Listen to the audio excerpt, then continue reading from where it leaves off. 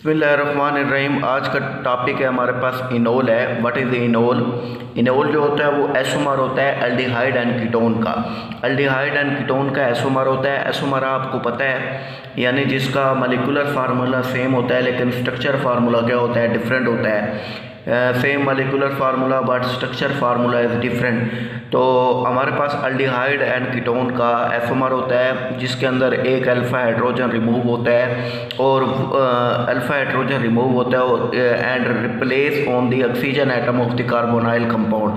पहले स्टेप में हमारे पास अल्फ़ा हाइड्रोजन रिमूव हो जाएगा और सेकंड स्टेप में और ये जो है ना रिप्लेस हो जाएगा किसके ऊपर, ऑक्सीजन के ऊपर। ठीक है, हमारे पास दो किस्म के मैकेनिज़्म होते हैं। एक हमारे पास होता है एसिड कैटालाइज मैकेनिज़्म और दूसरा जो होता है बेस कैटालाइज मैकेनिज़्म। इनोलाइजेशन इसके साथ एसिड कैटालाइज इनोलाइजेशन दिया हुआ है। The process of enol formation is known as enolisation.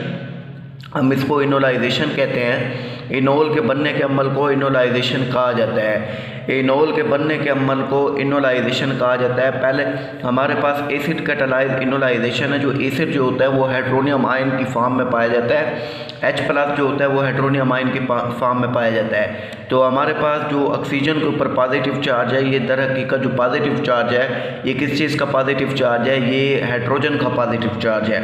ठीक है, अब पहले स्टेप में ऑक्सीजन जो होती है वो हाइड्रोजन के ऊपर अटैक करता है और हाइड्रोजन को ले जाता है। ये देखो हाइड्रोजन ऊपर चला गया इसके पास। अब अल्फ़ा हाइड्रोजन बिल्कुल मौजूद है। ठीक है, अब वाटर आपके पास साथ है। सेकंड स्टेप में वाटर जो है, अगर आप इसको खोल के लिखें, यहाँ H लिखें और साथ हाइड्रॉक्सिल आयन लिखें, तो होता यह है कि जो हमारे पास ऑक्सीजन होती है वो अटैक करती है किसके ऊपर, H के ऊपर, और H के ऊपर अटैक करती है और क्या ले जाती है, H को ले जाती है और हाइड्रोनियम आयन बन जाता है और इनोल बन जाता है। इसी तरह बेस कैटालाइज इनोलाइजेशन होता है। बेस कैटालाइज इनोलाइजेशन में हमारे पास जो बेस होती है वो OH होती है।